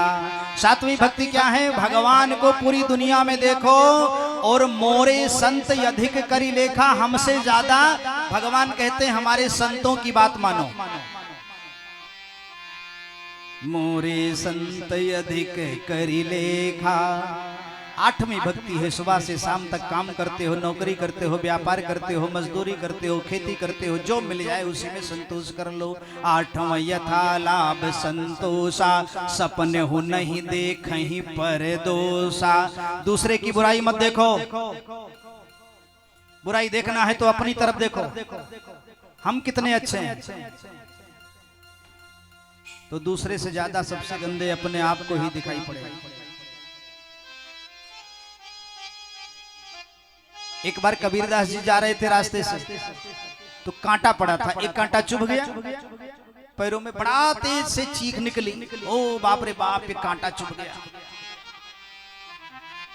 तो कहा तू बड़ा दुष्ट है, बहुत बेकार है, थोड़ा सा चुभाना इतना दर्द होता है शरीर, तू ठीक नहीं है। तब कांटों से आवाज आई, अरे महाराज, मैं तो दूसरे का हित करने के लिए मैंने तो त्याग किया है। शीत सहता हूँ, धूप सहता हूँ, बरसात सहता हूँ, और खेत के मेड़ पे हम लगाए गए हैं, हम फसल की रखवाली करते हैं, जिससे लोग संसार को अन्न मिलता है। हमको लगा दिया है ना फसलों की रक्षा करने के लिए।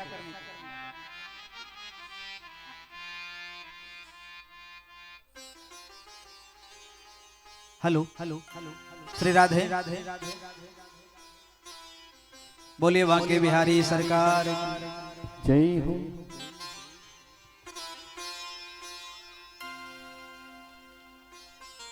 जो मिल जाए उसी में संतोष कर लो। आठों यथा लाभ संतोषा, सपने हो नहीं देखहि पर दोषा। स्वप्न में भी दूसरे की बुराई मत देखो। देखना है तो हम एक उंगली दूसरे की तरफ करते हैं तो ये चार उंगलियां मेरी तरफ आती हैं। पहले अपने को देखो, उसको क्या कर रहे हैं। तो इसलिए दूसरे की बुराई मत देखो। ये 9 प्रकार की भक्ति है, और भागवत में भी हमारे 9 प्रकार की भक्ति है। पहली भक्ति है श्रवणम, भगवान की कथा सुनो। दूसरी भक्ति है कीर्तनम, श्रवणम कीर्तनम विष्णु। तीसरी भक्ति है स्मरणम, भगवान का स्मरण करो। चौथी भक्ति है चरण कमलों की सेवा करो। श्रवणम कीर्तनम विष्णु, स्मरणम पाद सेवनम। पांचवी भक्ति है चरण कमलों की सेवा करना। फिर अर्चनम बंदनम दास्यम, भगवान की पूजा पाठ करना, भगवान का अर्चन बंदन दास बन करके सेवा करना, सखा बन करके सेवा करना। और फिर आत्मनिवेदनम, अंतिम की भक्ति है अपने आप को भगवान के प्रति न्यौछावर कर दो। जो करेंगे प्रभु तेरे नाम करेंगे। जैसे आज की शाम आपके नाम, ठाकुर जी के नाम, ये 7 दिन आप ठाकुर जी के नाम किए हैं ना, आते हैं रोज 4 घंटे इसमें समय लगाते हैं। ऐसे ही पूरा जीवन ही ठाकुर जी के नाम करके देखो, आनंद आ जाएगा। तो ये 9 प्रकार की भक्ति, और जहां भक्ति होती है वहीं भगवान जाते हैं। अच्छा नहीं करोगे तो गड़बड़ हो जाएगा, इसलिए करना पड़ेगा। इधर करदम और देहूती के घर में घर बेटा नहीं है, तो प्रेम से भगवान से प्रार्थना करते हैं, हे कन्हैया, हे नारायण, हे प्रभु, आ जाओ ना हमरे अंगनवा माँ, आजा रे मोहनवा। तिवारी जी थोड़ा ध्यान दीजिएगा, आज कहेंगे नहीं बीच में। हमरे अंगनवा माँ, आजा रे मोहनवा, मुरली की ताने तनिक छिड़ जाए। हमरे अंगनवा में आजा रे मोहनवा, मुरली की ताने तनिक छिड़ जाए। हमरे अंगनवा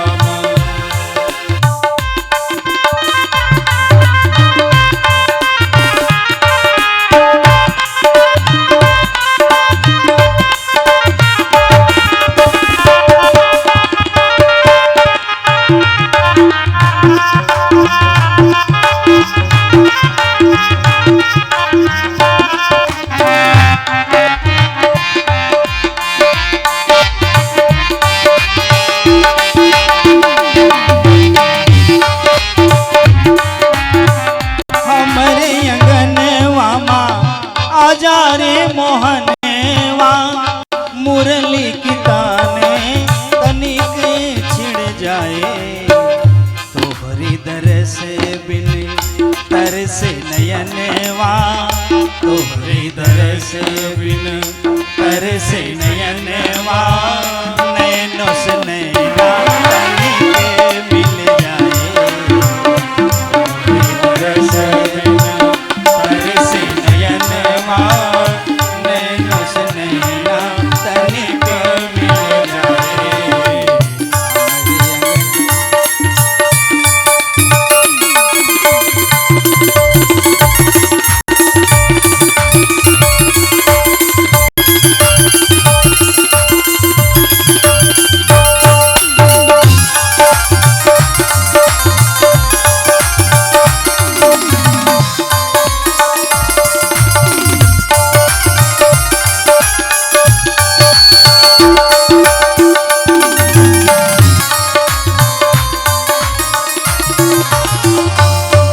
सावली सूरती लट घुंघरारी, सावली सूरती लट घुंघरारी, बाकी चितवन कारी कजरारी, बाकी चितवन कारी कजरारी। हमारी अंगनवा माँ आजा रे मोहनवा, हमरे अंगनवा में आजा रे मोहनवा, मुरली की ताने तनिक छिड़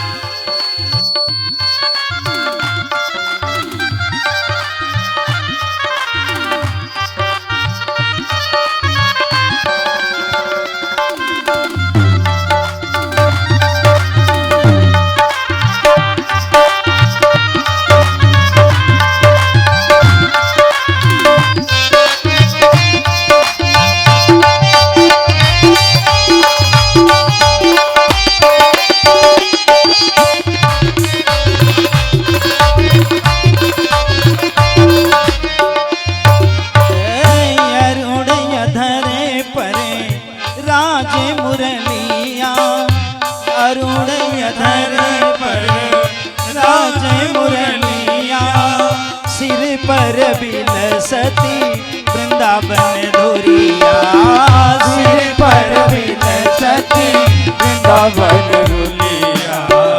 हमरे नयनवा बस जा मोहनवा, हमरे नयनवा बस जा मोहनवा, मुरली की ताने तनिक छिड़ जाए।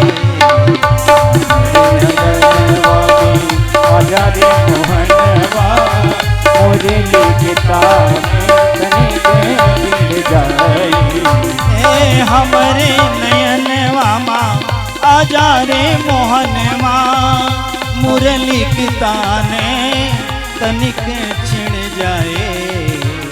तोहरी दरस बिन तरस नयनवा, नैनों से नैना तनिक मिल जाए।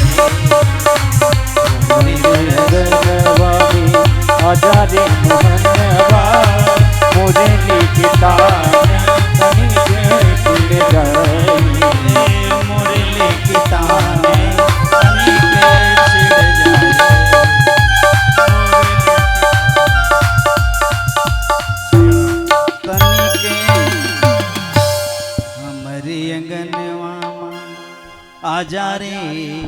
मोहनवा मुरली की ताने तनिके छिड़ जाए।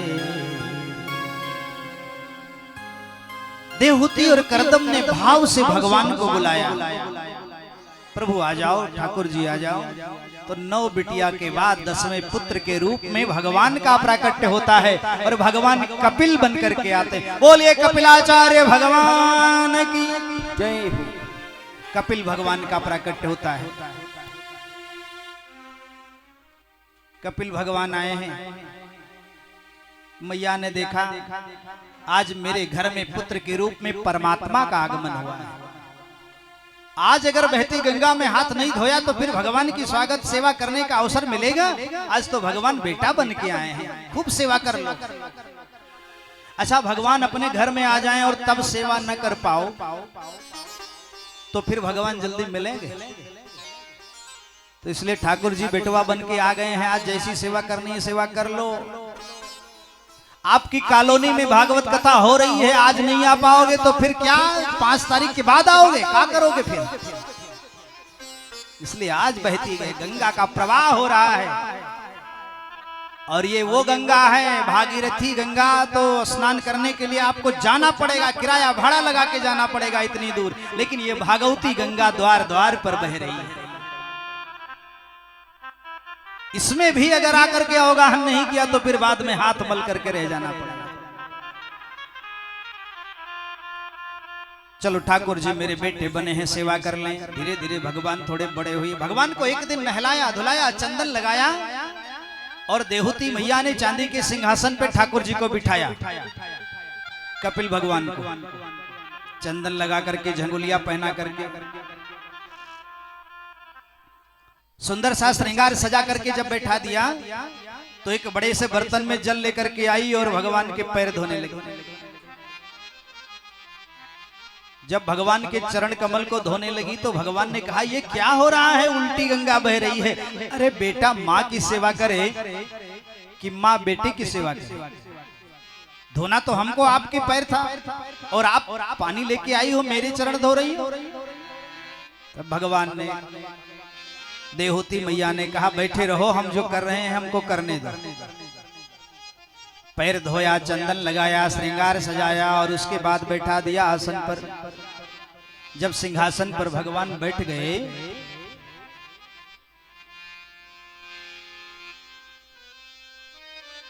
तो मैया पूछने लगी, भगवान के आगे बैठ गई, 9 बिटिया को लिया, बैठ गई, 9 बिटिया बगल में और मेरे ठाकुर जी सामने बैठे हैं। 9 बिटिया बगल में बैठी है और देवहूति मैया हाथ जोड़ करके आ गई सामने। देवहूति मैया बैठ गई और भगवान से पूछने लगी, हे प्रभु, ये मेरा मन, मेरी परिस्थिति बड़ी गड़बड़ है। क्या हो गया? ये मेरा मन मेरे वश में नहीं है। तो कपिल भगवान ने कहा मन को वश में करने का तरीका, वो मन सबके वश में थोड़ी होता है। ये मन बड़ा चंचल होता है। मन इतना चंचल होता है, शरीर बूढ़ा हो जाता है लेकिन मन नहीं बूढ़ा होता। मन को बुढ़ापा नहीं घेरती। मन बड़ा चंचल होता है और मन इतना चंचल होता है, इतना तेज होता है कि जहां आप गए होंगे वहीं जाएगा दौड़ कर, और जहां कभी गए नहीं होंगे वहां नहीं जाएगा। मेरा मन मेरे वश में नहीं है, मन को वश में करने का तरीका क्या है महाराज, ये बता दो। जब इस प्रकार कहने लगी देवहूति मैया तो भगवान कपिल कहते, और दूसरा प्रश्न किया, मन को वश में करने का तरीका क्या है, ये पहला प्रश्न। और दूसरा प्रश्न किया कि बंधन किसका होता है, शरीर का होता है, आत्मा का होता है, मन का होता है, बंधन किसका होता है। तब भगवान कहते हैं आप तो सब कुछ जानती हैं लेकिन पूछ रही हैं तो हम बता रहे हैं कि मन को ये 5 कर्मेंद्रियां, 5 ज्ञानेंद्रियां और 4 मन बुद्धि चित्त अहंकार वश में करने का नहीं, बस इनके रुख को मोड़ दो थोड़ा। बड़े बड़े महात्मा तपस्या करते हैं, उनका मन उनके वश में नहीं हुआ तो हमारा आपका मन वश में थोड़ी होगा। बस यही करना है, संयम का पालन करना है, नियम संयम। संयम का पालन करते रहो और जो मन करे उसका भगवान से संबंध जोड़ करके काम करो। अपने इंद्रियों को वश में करने का यही तरीका है। ये 10 इंद्रियां हैं, सभी इंद्रियां अपनी तरफ हमको, यही तो देहूती मैया ने कहा, ये इंद्रियां मुझको खींचती हैं। आंखें कहती हैं मेरी वस्तु मुझको चाहिए, कान कहता है मेरी वस्तु मुझको चाहिए, रसना कहती है मेरी वस्तु मुझको चाहिए। बस इसी का सेवा करते करते पूरा जीवन बीत रहा है हमारा। तो मेरे भगवान ने कहा सबको भगवान की तरफ मोड़ दो। आंख कहती है तो उसको भगवान का दर्शन कराओ, कान कहता है तो भगवान की कथा सुनाओ, रसना जो कहती है कि कुछ बढ़िया चीज खाना है तो खाओ ना, कौन रोकता है। बढ़िया बढ़िया भोजन बनाओ, ठाकुर जी का भोग लगाओ, तुलसी का पत्ता डालो और प्रेम से खा जाओ। शालिग्राम भगवान तो बड़ा बढ़िया उपाय है ना। बोले किसके लिए बना रहे? बोले ठाकुर जी के लिए बना रहे हैं। ठाकुर जी देखते भी नहीं, सामने रख दिया, खाए गपा गप अपना, और कहते हैं सब ठाकुर जी के लिए करते हैं। तो व्यवस्था तो अपने लिए करनी है, बस केवल ठाकुर से संबंध जोड़ देना है, भगवान को निवेदित करके फिर खाओ तो काम बना। यानी हम हर इंद्रियों को भगवान की तरफ मोड़ दें। वश में नहीं कर पाएंगे लेकिन मोड़ तो सकते हैं। इस संसार की माया से हम भगवान की तरफ झुका सकते हैं। कैसे? एक बड़ा सुंदर गीत है। माताएं जब तीर्थ जाती है ना तो गुनगुनाते हुए जाती है। इनका स्वभाव होता है कहीं गई तीर्थ करने के लिए तो गुनगुनाते, बस में गई, 4 माताएं साथ में हैं तो रहा नहीं जाएगा, छोटा सा भजन छेड़ दिया और उसी को गुनगुनाते हुए चली गई। और यही नहीं, तीर्थ प्रयाग देखा होगा, प्रयागराज में जो संतों की भक्तों की भीड़ का जब वो समुद्र उमड़ता है ना तो वहां तो बड़ा सुंदर गीत होता है। किसी मंदिर में जाना है, कहीं कुछ जाना, तीर्थ करने जाना है तो बड़ा सुंदर। रटने लगी जी भिया राम ही राम, रटने लगी जी भिया हो राम ही राम, रटने लगी जी भिया हो राम ही राम, रटने लगी जी भिया हो राम ही राम, रटने लगी जी भिया राम ही राम, रटने लगी जी भिया हो राम ही राम मोरे प्यारे घन श्याम, राम ही राम मोरे प्यारे घन श्याम, रटने लगी जी भिया राम ही राम, रटने लगी जी भिया हो राम ही राम, रटने लगी जी भिया हो।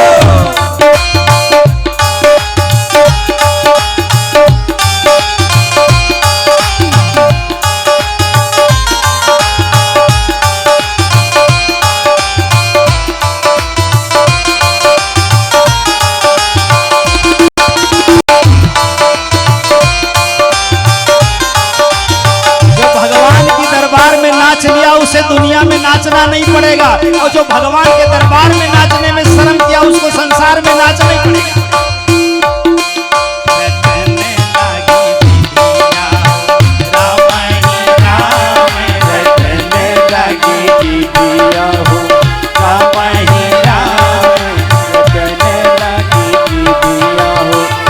राम ही राम हो, राम ही राम हो, राम ही राम हो, राम ही राम, रटने लगी जी भिया हो राम ही राम, रटने लगी जी भिया हो। जय हो।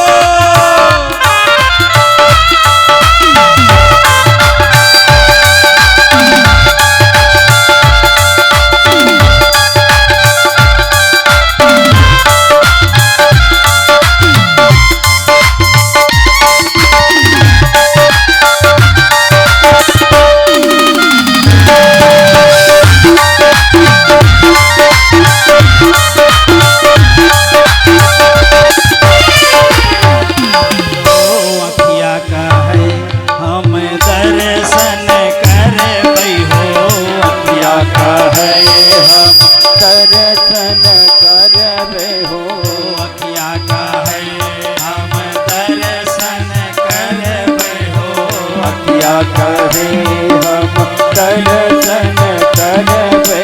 ओ कनवा कहे हमें, कनवा कहे हमें, सुनबे पुराण रटन लगी जिभिया। राम ही राम रटन लगी जिभिया हो, राम ही राम रटन लगी जिभिया हो।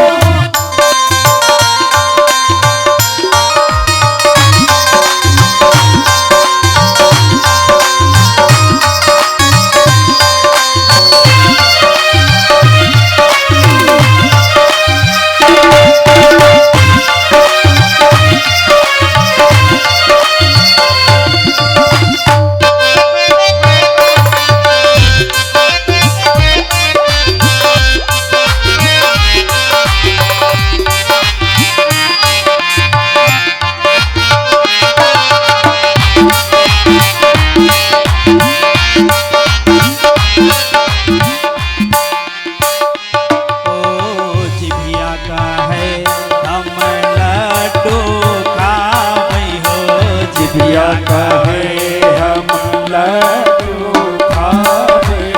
जिह्वा जो है वो रोज रोज एक एक नए नए तरीके का, आज पकौड़े बनना है, आज कचौड़े बनना है, आज लड्डू बनना है, आज मालपुआ बनना है।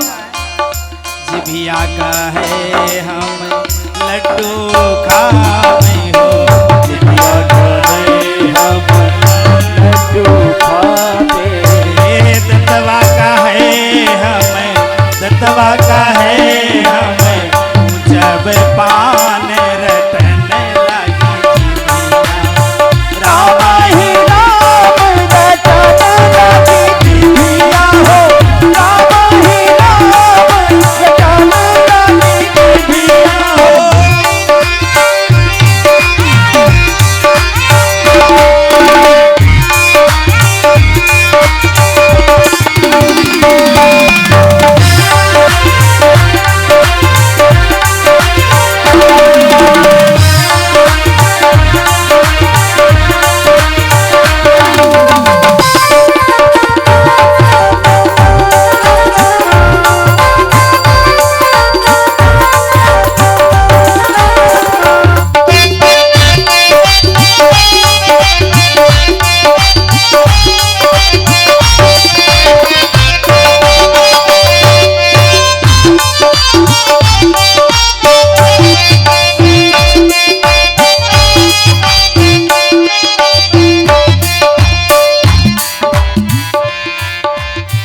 गुड़वा कहे हम तीरथ करबै हो, गुड़वा कहे हम तीरथ करबे हो।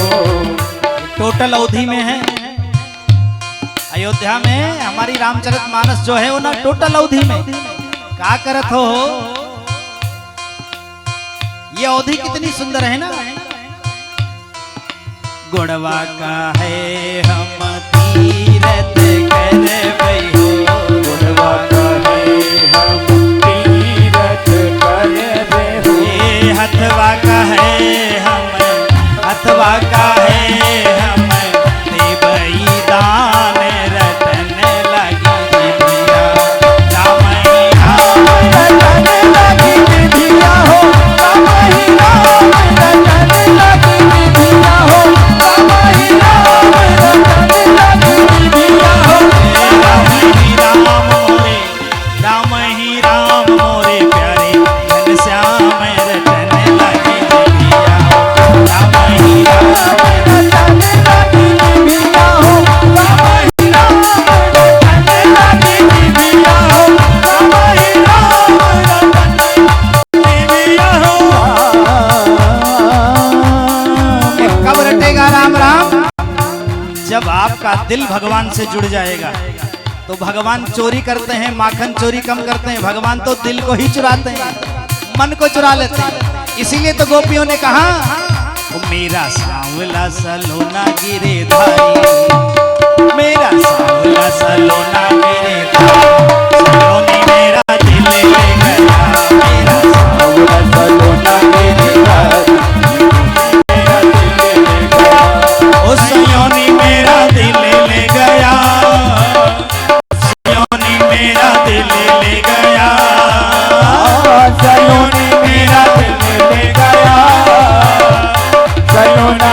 दिल ले गया। ओ गोरे मुखड़े पे लटे घुंघरारी सयोनी मेरा दिल ले गया। गोरे मुखड़े पे लटे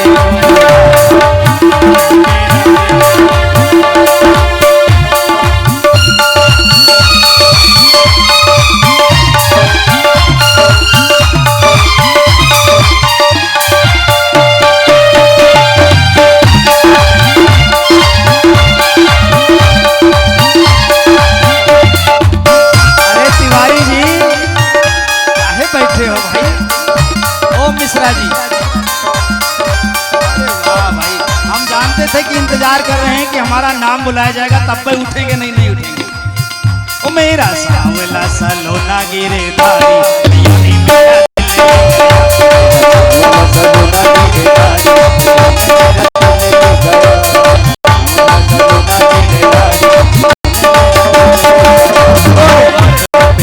गोरे पे लटे घुंघरारी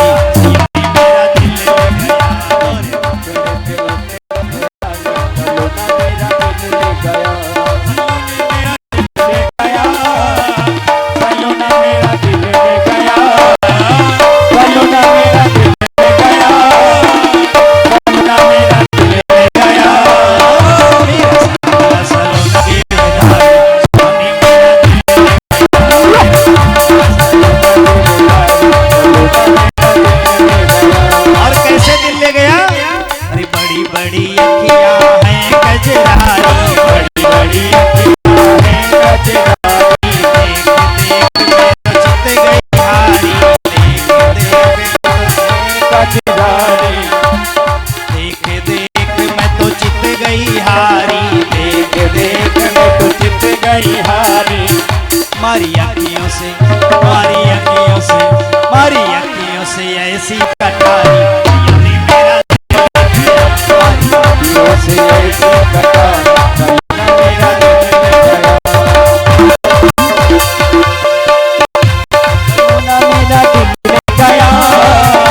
सयोना मेरा दिल ले गया।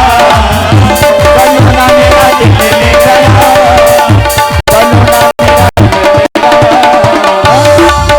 मेरा सांवला सलोना गिरे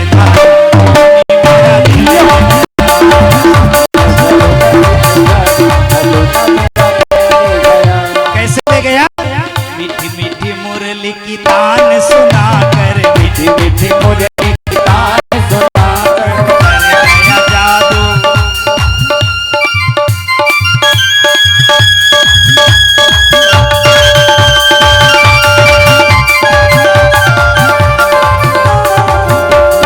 मीठी मीठी मुरली की तान सुना कर, मीठी मीठी मुरली की तान सुना कर कर गया जादू मोहे अपना कर गया जादू मोहे अपना कर। मैं तो गली गली मैं तो गली गली मैं तो गली गली फिरूं मारी मारी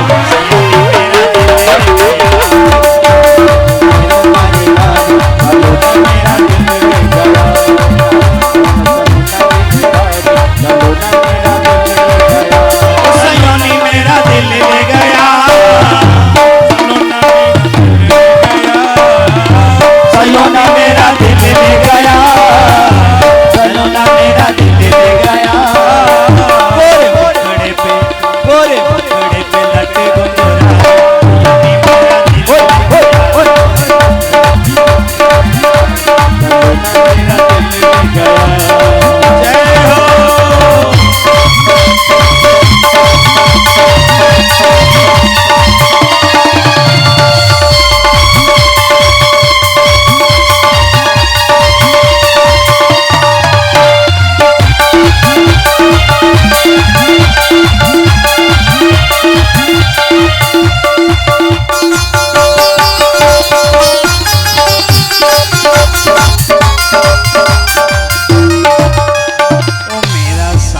सलोना गिरधारी सयोनी मेरा दिल ले गया।